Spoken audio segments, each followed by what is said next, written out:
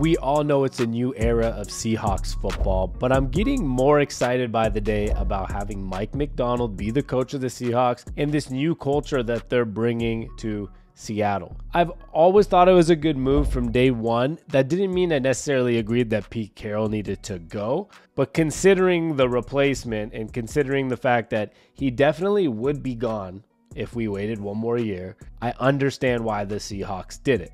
And ever since Mike Macdonald has come to the building, there's been nothing but excitement and praise for him and praise around what everyone says about him. Not just his players, but other coaches, programs, and now the Seahawks players are starting to talk extremely highly about Mike Macdonald. And that's what's getting me more excited than anything. I think we can finally see the direction that we're going, and I see why he was given the realm to this. Now we know he's young, and a lot of people like to consider him the Sean McVay of defense, and hopefully that turns out to be true. It's hard to say now because he hasn't been a head coach yet, but he's turned around every defense he's been at. At Michigan, they were not good defensively. You can look up the numbers if you want, but I'm just telling you they were in the hundreds in terms of like defensive ranking in college football, turning it around to becoming one of the best defenses in all of college football. I know he left, but the way he built it, that team ended up winning a national championship. I'm not saying I'm giving him all the credit. Obviously, there is Jim Harbaugh, but he did help build the culture of that defense there as well. And he went to the Ravens. The Ravens, there was guys like Patrick Queen that I know we love now, and he got a big contract for the Steelers, and the Seahawks wanted him, or at least a lot of Seahawks fans did, but he was looking like a potential bust. And that defense was not as good as the Ravens defense usually is until Mike Macdonald got there. And he said it himself when he was asked about what he wants the defense to be. And I loved hearing this. He said, the best way I can describe our style is I want the opposing team to feel like they're playing more than 11 guys. I remember hearing more things. He said offensively and defensively, the goal in general is to make enough plays or make enough schemes that will feel like and confuse other teams to the point where it feels like, I don't know how we're going to guard this offensively and defensively, or I don't know how I'm going to attack this because it feels like there's more guys on the field than there is. And you've seen his type of defenses like the Ravens last year do that to the Seahawks. I mean, it was one of those games. That was probably the game that John Schneider said, I got to go get this guy as head coach. It was when the Seahawks scored only 3 points against the Ravens. I think the final score was, I've exited out from my memory, but I'm guessing it was 37-3. I'm gonna look it up because yeah, it was. I didn't exit out that much. 37-3. I tried to exit out of my memory, but then I remember when we hired Mike Macdonald, the first thing I did was like, how bad did we lose that game? I was like, I'm pretty sure we got our asses kicked against the Ravens at some point last year, and that was a true statement that it was an unbelievably bad game. If you go just even to the stats in that game, the Seahawks had a total of 151 yards. It was 123 passing yards and 28 rushing yards, while the Ravens had 515 total yards. So yes, that was probably one of those times where John Schneider said, I think it's time for a change, and I really like the defense that this guy's building. And the way our defense is looking is giving up 515 yards. So we got to move on. And I think that was one of the games that did it. And so he wants to feel like there is more than 11 guys on the field. And I love that method. And so he's going to try to create chaos, and it's going to try to be something that's different. And you hear what a lot of the players are saying. Tyler Lockett, and a lot of people are doing their press conferences this week. Tyler Lockett said there's definitely an excitement in the building. They asked him what the difference is, and he said the difference was not having the basketball hoop inside the auditorium. But they still have a basketball hoop in the indoor practice facility. But in the meeting room, in the auditorium, there's no more basketball hoop. But other than that, he said there's definitely an excitement in the building, and he's looking forward to working with them. Uchenna Nwasu said we have all of the pieces to put it together. And he actually said, it was a very interesting quote, but it says, it feels like we have the right coaching staff now. Now, I don't know if that was a purposeful statement or if that just was a way of complimenting the new coaching staff. Like, I think we have the right staff now. Some people took it one year. Some people took it one way. Some people took it the other way. But he did say we have the right coaching staff now.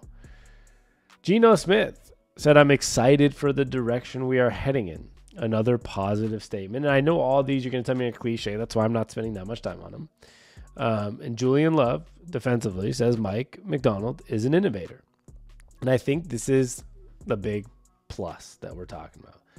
He's an innovator. People know he's an innovator. And even his hirings were innovative. Now, obviously, that gives a lot of boom or bust potential, right? That means this is either going to go super good and like, wow, this was amazing, or there's some bust potential in it. Bringing in John Harbaugh's son, as a special teams coordinator, one of his first big jobs in the NFL, the head special teams coordinator. Bringing in Aiden Dirty. He was, he quickly moved up the ranks from London to the Cowboys as defensive line coach, I believe, to now the Seahawks defensive coordinator. Of course, it's a little different because he's not going to be calling defensive plays. That's going to be Mike Macdonald. He's made that clear. But that was an innovative hire. And Ryan Grubb. Ryan Grubb left the University of Washington to go with Kalen DeBoer to Alabama. Never been an NFL guy. He's a college guy.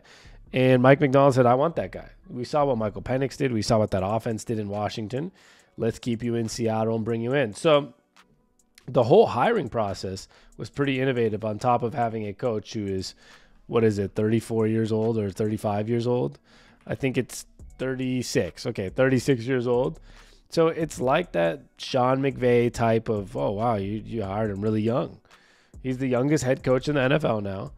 And they are going for an innovative coaching staff, trying to make your defense feel like there's more than 11 guys at all times. They are trying to innovate in every way, shape, and form possible. Defensively, offensively, coaching staff, all of it. And I think it's interesting. They're trying to do it somewhat in free agency as well. You can see right now the Seahawks have picked up multiple people on the offensive line for smaller deals. I think Laken Tomlinson got $4 million, but other than that, there was a $700,000 signing, $1 million signing here. They're just trying to stack as many pieces as they can together right now, and then go through the draft and build this a little bit differently than I guess maybe the Seahawks have been used to building it. So I'm trying to keep track of what's happening in this offseason, but it's just a little bit different. The money situation was different. They brought back some good pieces, but they also, have some pieces that they had to fill in. I'm excited to see what happens in the draft in 10 days and see how they decide to fill in the rest of this team. But I think the innovation is exciting, and I want to see if that, spills over into the draft. Is there a lot of movement in the draft with draft picks? Is there going to be a quarterback out of nowhere taken? Or is there going to be a big move we make with, whether it's trading up or trading down for a lot more picks or trading a pick for an already active player? I don't know what's going to happen, but I'm excited to see what Mike McDaniel and the staff does. And I know John Schneider's kind of got full control now of player operations and whatnot, unlike he did with Pete Carroll, but obviously the head coach is going to be involved. It's just going to be different now. So I think right now, instead of John Schneider having to slow it down because Pete Carroll wants a decision, now it's might be even pushed up even more transactions, more moves, and more chaos because you have a coach that's an innovator and wants some chaos here. Like, let's make some crazy things happen, while the GM also wants to do that and doesn't have anybody slowing him down if he wants to. So it's going to be really interesting. I'm so excited to see where it comes out, but I'm excited especially to see how this defense ends up playing because Mike Macdonald has done it everywhere, and I think he's going to do it again in Seattle. And it sounds like everybody inside, outside the building are on board with what his style is, and I can't wait to watch it.